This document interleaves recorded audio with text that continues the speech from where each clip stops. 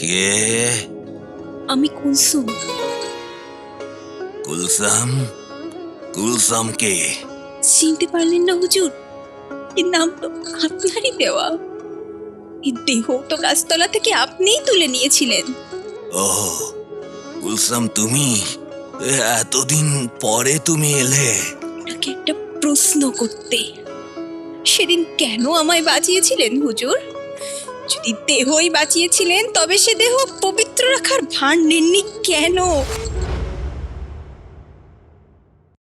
গপ্প vibes audio drama, গপ্পে জাগুক অনুভব।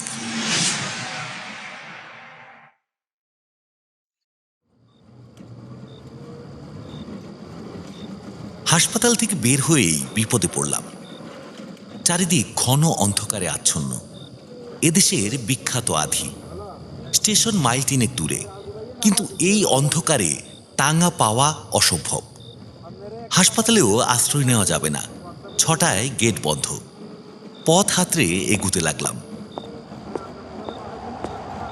Medical রিপ্রেজেন্টেটিভের চাকরি করি, হাতে ওষুধের ব্যাগ, তার উপর কনকনে বাতাস আর বৃষ্টির পূর্বাভাস।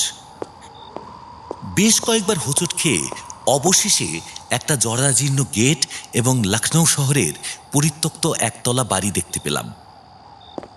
প্রতিকূল আবহাওয়া থেকে বাঁচতে দরজায় ধাক্কা দিতেই তা খুলে গেল।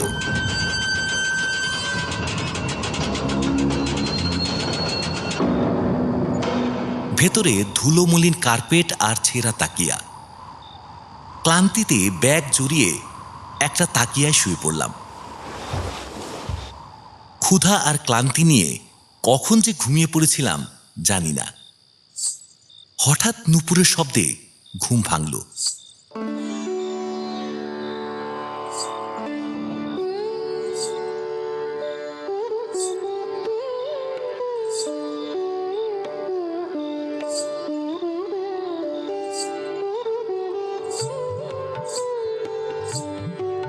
চোখ খুলে দেখি বাতিদানের আলোয় এক অনিন্দ্য সুন্দরী নর্তকী নাচছে, সারেঙ্গি আর তবলার বোল বাজছে।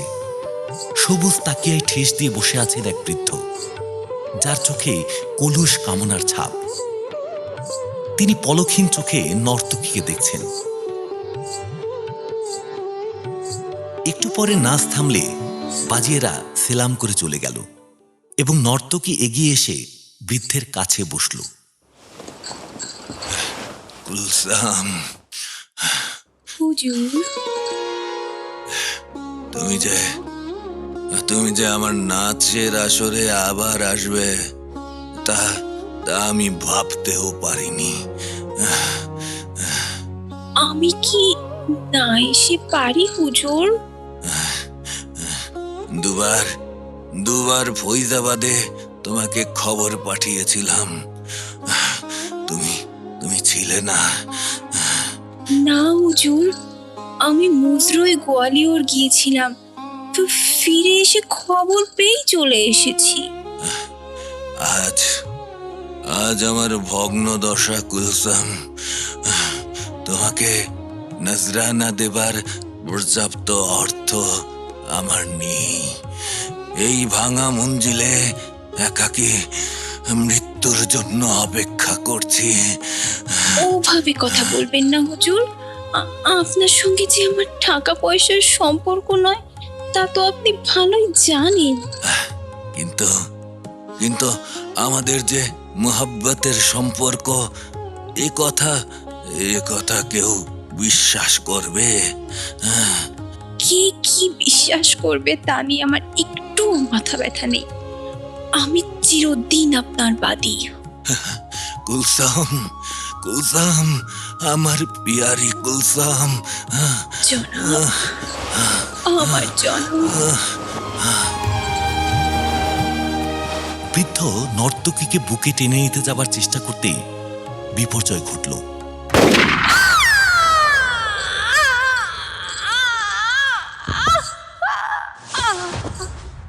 দুম করে একটা শব্দ, থামের আড়ালে ধোয়ার কুণ্ডুলি।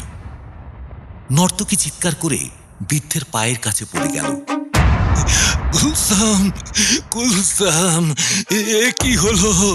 কোন দুশ্মন এমন কাজ করলো?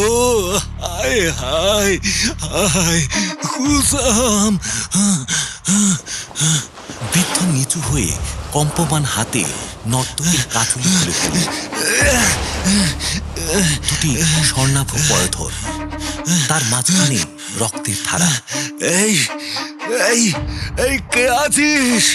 হাকিম সাহেবকে একবার ডাক দে। মনসুর, মনসুর! বৃদ্ধের ভীত কণ্ঠস্বর প্রতিধ্বনি হয়ে ফিরে এলো। কেউ সাড়া দিল না। নর্তকী ক্রমে নির্জীব হয়ে পড়ল। বৃদ্ধ শ্লথ গতিতে বোধহয় অন্তপুরের দিকে গেল, কিন্তু বেশি দূর যেতে পারল না। আবার শব্দ।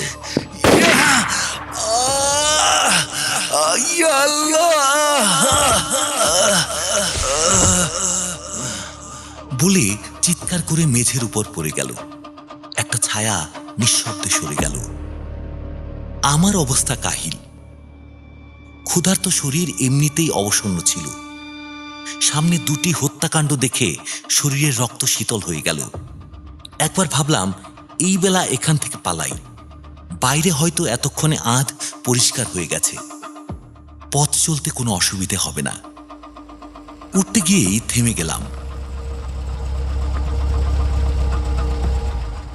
বাইরে মোটরের শব্দ, সিঁড়িতে ভারী বুটের আওয়াজ।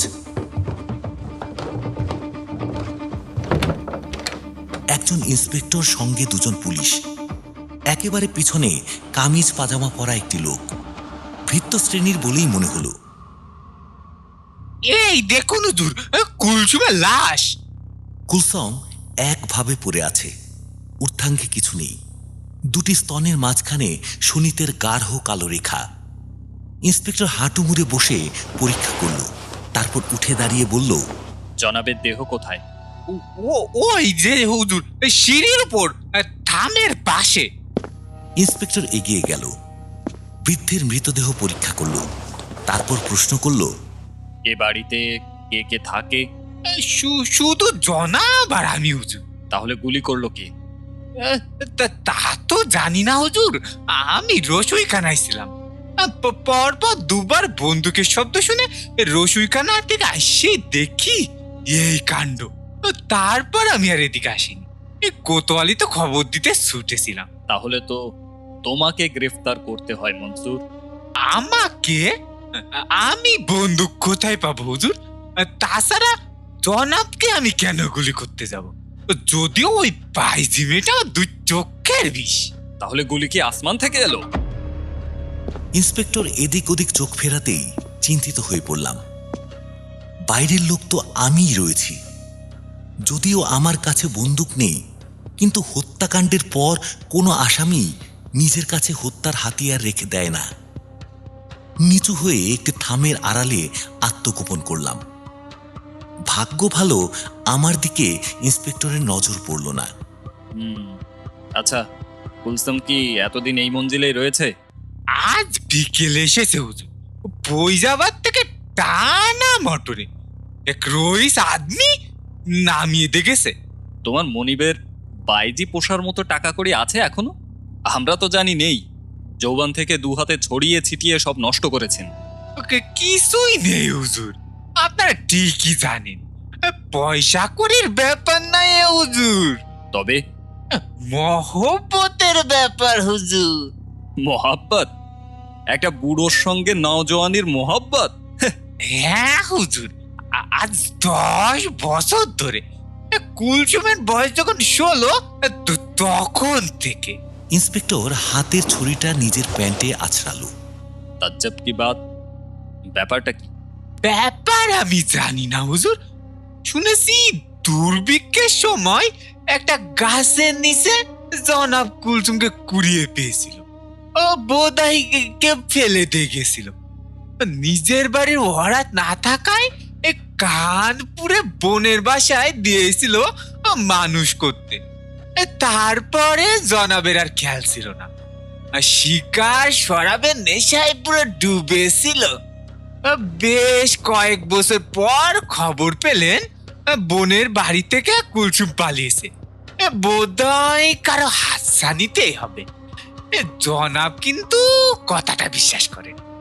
আমাকে বলেছিল ও সব বাজে কথা মনসুর, আমার বোনকে তো আমি চিনি, নিশ্চয় পয়সার লোভে কুলসুমকে কারো কাছে বিক্রি করে দিয়েছে।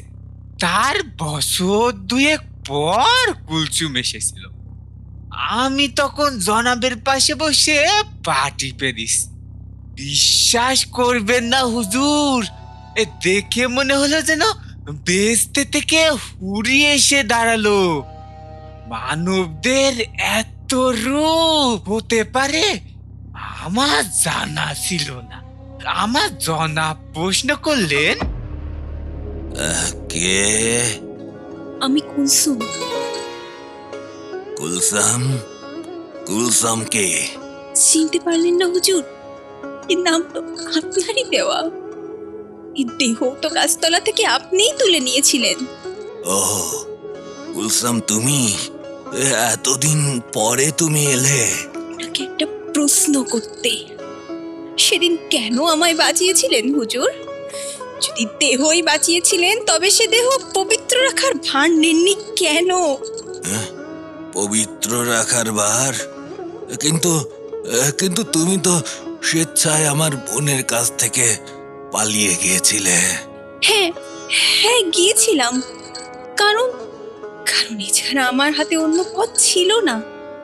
আপনার বোন আমাকে দিয়ে ব্যবসা করতে চেয়েছিলেন, তাই পালিয়েছিলাম। কিন্তু পালিয়েও নিজেকে বাঁচাতে পারিনি হুজুর। মেয়েদের দেহই তাদের বড় শত্রু। আর একজনের হাতে গিয়ে পড়লাম। অনেক চেষ্টা করেও নিজেকে রক্ষা করতে পারলাম না। আজ আমি বাইজি হুজুর, নজরানা নিয়ে গান গাই, নাচি, দেহ বিক্রি করি। ঠিক আছে, ঠিক আছে, আর কোনো কথা বলো না কুলসাম। দুনিয়া তোমাকে বাইজি মানিয়েছে বানাক। তুমি হাজারটা পুরুষের কাছে শরীর বিক্রি করে টাকা রোজগার করছো, করো, তাতে আমার কিচ্ছু যায় আসে না। কিন্তু দিন শেষে তুমি এই ভাঙা মঞ্জিলেই ফিরে আসবে, এই বুড়োর বুকে মাথা রাখবে। তুমি এখানেই থাকবে, এখানেই থাকবে। কুলসুম রয়ে গেল। আমি জনাবের কাছে অনেক দিন ধরে রয়েছি। জনাবের দাঁত আমার খুব চেনা। আমি দেখতাম যে যখনই কুলসুম কাছে এসে বসতো, জনাবের চোখের কোণে রক্ত জমতো। তার মানে আমি বুঝি, তার মানে দেহের তৃষ্ণা। তারপর? সবচেয়ে আশ্চর্যের কথা, মেয়েটাও মুছলো। ও জনাবের দেহে যেন নতুন যৌবন ফিরে এলো। ওদের ব্যাপার দেখে আমারই লজ্জা করতো, কি বলবো। তবে কিছুদিন কাটানোর পর কুলসুম আর থাকলো না। কুলসুমকে তবিয়ত করার, খাওয়ানোর সামর্থ্য জনাবে ছিল না। কুলসুম চলে যেত আর টাকা পয়সা রোজগার করে আবার আসতো। তাহলে কুলসামই তোমার জনাবকে পুষতো, তাই তো? বলতেই পারেন তাই। তাহলে তো মনে হচ্ছে কুলসামের কোনো বাবুই এ কাজ করিয়েছে। ইন্সপেক্টর কিছুক্ষণ কি ভাবলো, তারপর সঙ্গের পুলিশ দুজনকে বলল, এই, তোমরা এদিকে আসো, এই লাশ উঠিয়ে নিয়ে চলো। তারপর মনসুরের দিকে ফিরে বলল, মনসুর, তুমি এই মঞ্জিল ছেড়ে কোথাও যাবে না। বাইরে পুলিশ মোতায়েন করে রাখলাম। পালাবার চেষ্টা করলে মুশকিলে পড়বে। এত দুঃখ, এত ভয়ের মধ্যেও কৌতুক অনুভব করলাম। জাত্রেল পুলিশ কুলসমের যৌবন পুষ্পিত অনিন্দিত দেহ কাঁধে ফেলে নিল। আরেকজন পুলিশ জনাবের দেহ তুলে নিয়ে গেল। আমি নির্জীবের মতন সব অনুভূতির ঊর্ধ্বে বসে রইলাম। পুলিশেরা বোধহয় বাইরের দরজা খুলে রেখে গেছে। কনকনে ঠান্ডা বাতাস, ভোরের বাতাস। ঠিক করলাম আরও পুলিশি হাঙ্গামা হবার আগেই পালিয়ে যাব। যথেষ্ট শীতবস্ত্র সঙ্গে নেই, কিন্তু প্রাণের দাম এসব কিছুর চেয়ে বেশি। ব্যাগ হাতে উঠাতে গিয়েই থেমে গেলাম। মনে পড়ে গেল গেটে পুলিশ মোতায়েন আছে। আমি বাইরে যাবার চেষ্টা করলেই ধরা পড়ব। খুট করে শব্দ হতেই চোখ ফেরালাম। অদ্ভুত দৃশ্য। মনসুর সিঁড়ির ধাপে বসেছে, হাতে একটা বন্দুক। দুটো চোখ লাল টকটকে, গালের মাংসপেশি থরথরিয়ে কাঁপছে। আমি খুন করেছি, বেশ করেছি, খুন করেছি। কুলসুম আমাকে ভালোই বাসেনি, বলেনি বলেনি আমি তার আসল লক্ষ্য। বুড়ো তো উপলক্ষ্য মাত্র। আমি এবার মনস্থির করে ফেললাম কোনো রকমে গেটের কাছে পুলিশকে খবর দিই। বন্দুকসুদ্ধ আসামি মজুদ, তাহলেই সমস্যার সমাধান হয়ে যাবে। উঠতে গিয়েও পারলাম না। দুটি চোখ ঘুমে বুজে আসছে, শরীরের গ্রন্থিতে গ্রন্থিতে অবসাদ। আবার শুয়ে পড়লাম। খুনি ধরার দায়িত্ব আমার নয়, আমি বিদেশি। শেষকালে কোন বিপদের জালে জড়িয়ে পড়ব। চোখ বন্ধ করতে গিয়েই চমকে উঠলাম। আবার বাইরে অনেকগুলো বুটের আওয়াজ এলো। ভেতরে ঢুকলো প্রথমে ইন্সপেক্টর, তারপর নীল স্যুট পরা এক ভদ্রলোক। তার হাতে চামড়ার দড়িতে বাঁধা বিরাট আয়তন একটা অ্যালসেশিয়ান। অ্যালসেশিয়ানই যেন লোকটাকে ঠেলে নিয়ে আসছে। ইন্সপেক্টর হাত দিয়ে দেখালো যেখানে কুলসমের কয়েক ফোঁটা রক্ত পড়েছিল সেই জায়গাটা। অ্যালসেশিয়ান রক্তের গন্ধ শুকেই উত্তাল হয়ে উঠল, যেন বাঁধন ছেঁড়ার নেশায় সে দুর্বার। ভদ্রলোক নিচু হয়ে বাঁধন খুলে দিল। সঙ্গে সঙ্গে অ্যালসেশিয়ান তীর বেগে ভেতরের দিকে ছুটল। ভেতরে যেতে গিয়েও সিঁড়ির ধাপের কাছে আবার থামল। এখানেও কয়েক ফোঁটা রক্ত। সে রক্তও শুকল। তারপর সিঁড়ি দিয়ে সজোরে লাফ দিল। উত্তেজনায় সোজা হয়ে বসলাম। বুঝতে পারলাম এখনই অ্যালসেশিয়ান লাফ দিয়ে মনসুরের টুটি কামড়ে ধরে তাকে টানতে টানতে বাইরে নিয়ে আসবে। জোড়া খুনের আসামি।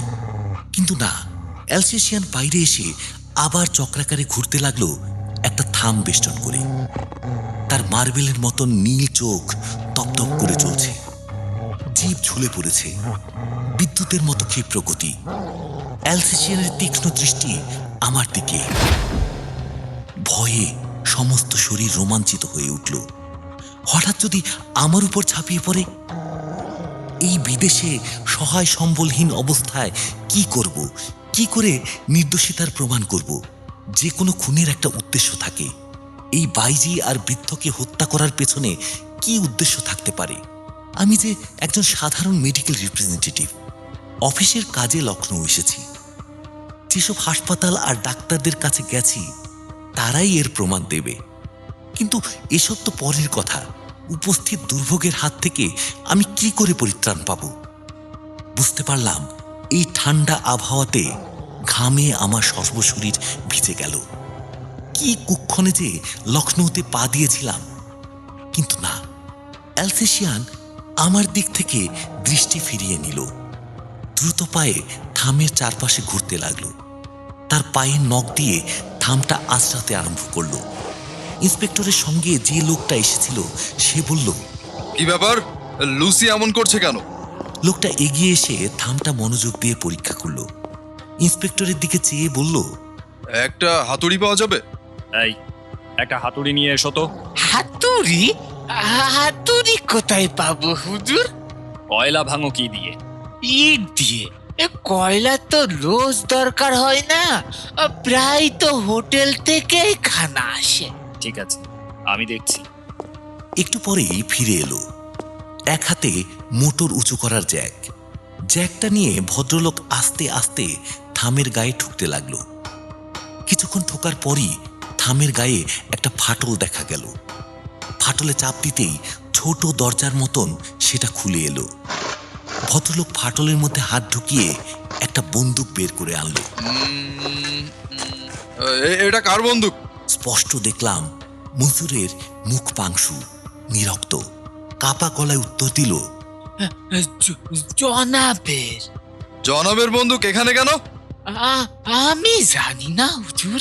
ইন্সপেক্টর বন্দুক খুলে কি দেখলো, তারপর বলল, নল দেখে বোঝা যাচ্ছে এই বন্দুক থেকেই কিছু গুলি ছোড়া হয়েছিল। কে ছুটতে পারে? আমার মনে হচ্ছে হুজুর জনাব কুলসুমকে গুলি করে নিজেই আত্মহত্যা করেছেন। কে নিজেকে গুলি করে তোমার জনাবাবার এই থামের ফাটলে বন্দুকটা লুকিয়ে রেখেছে? হ্যাঁ, তুমি যা ইচ্ছে তাই বোঝাচ্ছ।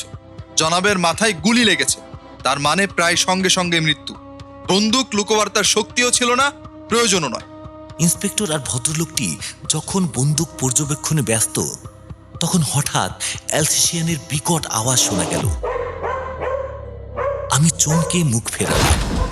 অ্যালসেশিয়ান মনসুরের একটা হাত কামড়ে ধরল। বাঁচান হুজুর, বাঁচান! এই ইবলিসের বাচ্চাটা আমাকে শেষ করে দিল।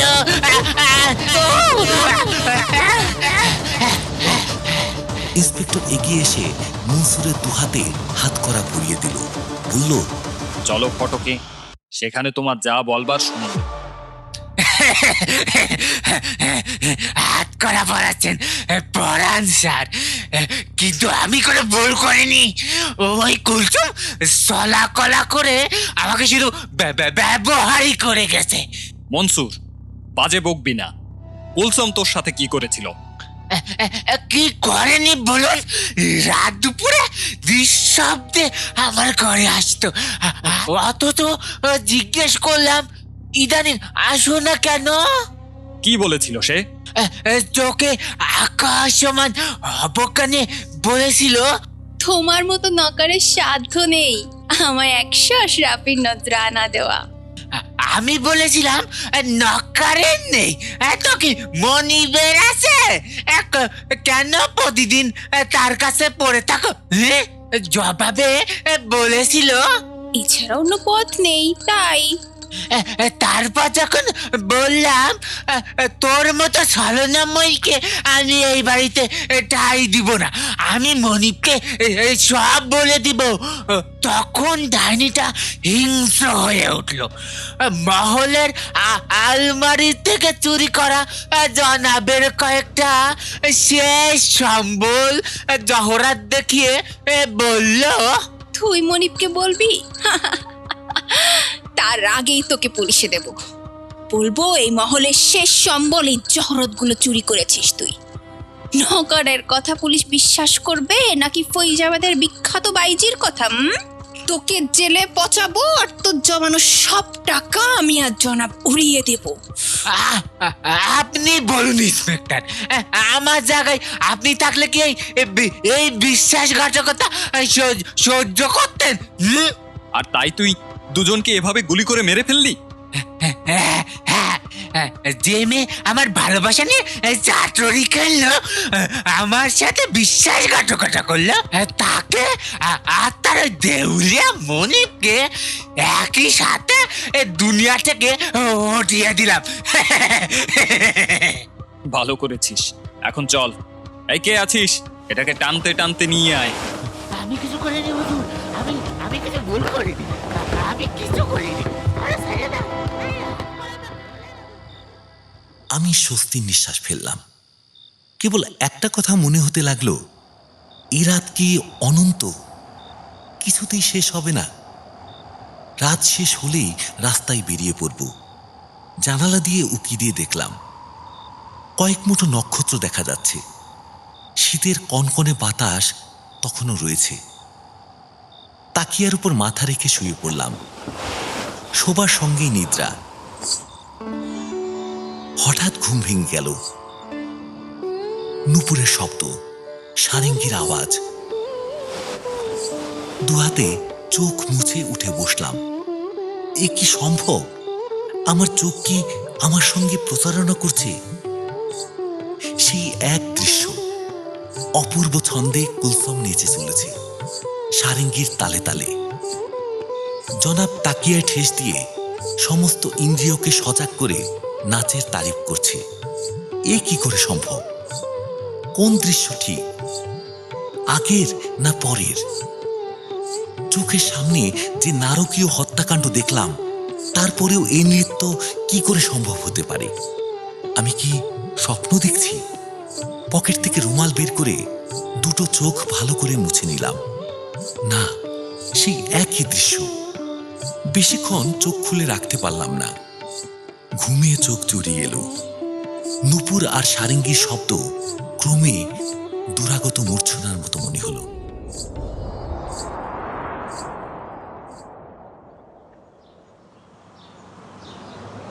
কয়েকজন লোকের চিৎকারে ঘুম ভেঙে গেল। সকাল হয়েছে, চড়া রোদে সবকিছু স্পষ্ট, উজ্জ্বল। সাপ, সাপ। চোখ খুলে দেখলাম কয়েকজন লোক আমার দিকে ঝুঁকে রয়েছে। তাদের সাজ পোশাক দেখে ঝাড়ুওয়ালা বলেই মনে হলো। উঠে বসলাম। জরাজীর্ণ বাড়ি, অনেক জায়গা ধসে পড়েছে। দেয়ালের ফাঁকে ফাঁকে বট অশ্বত্থের চারা।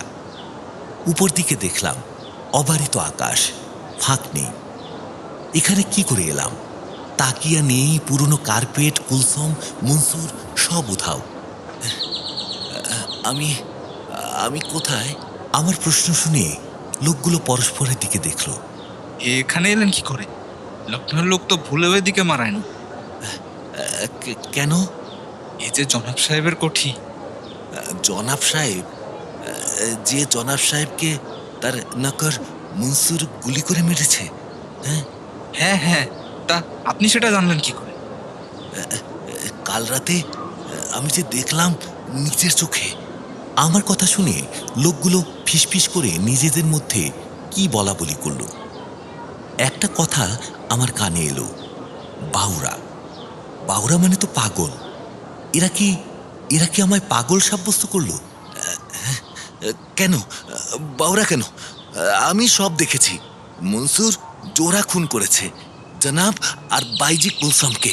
একজন আমার খুব কাছে এসে আমাকে নিরীক্ষণ করলো, বোধহয় পরীক্ষা করলো শরাবের ঘোরে আমি এসব বলছি কিনা। তারপর বলল, সাহাব, সাহাব, আর উঠুন সাহাব, আর নিচে চোখে দেখুন। উঠলাম। ভাঙা পাথর ডিঙিয়ে পেছন দিকে এলাম। সবুজ উঠোন। উঠোনের মাঝখানে পাশাপাশি দুটো কবর। কবরের মাথায় উর্দুতে কি সব লেখা। এই দেখুন, এটা জনাব সাহেবের কবর। লেখা রয়েছে জনাব গিয়াসউদ্দিন রিজভী, জন্ম 1854, মৃত্যু 1924। আর এ পাশে দেখুন কুলসুম বাইয়ের কবর, জন্ম জানা নেই, মৃত্যু 1924। বিস্মিত হলাম। তাহলে তাহলে আমি কি দেখলাম? খোয়াব দেখেছেন বাবু, খোয়াব। পাশ থেকে এক বৃদ্ধ মৌলভী বলে উঠল, না না, খোয়াব নয়, খোয়াব নয়। এরকম ব্যাপার আগেও ঘটেছে। যদিও আমরা আত্মা টাত্মা মানি না, কিন্তু এই ঘটনা ব্যাখ্যা করার মতো বুদ্ধিও রাখি না। সাহাব, আপনি খুব জোর বেঁচে গেছেন, এখন বাড়িতে যান। আমি উত্তর দিতে গিয়ে চমকে উঠলাম। আবার কানে নূপুরের শব্দ ভেসে এলো, সাথে সারেঙ্গির সুর।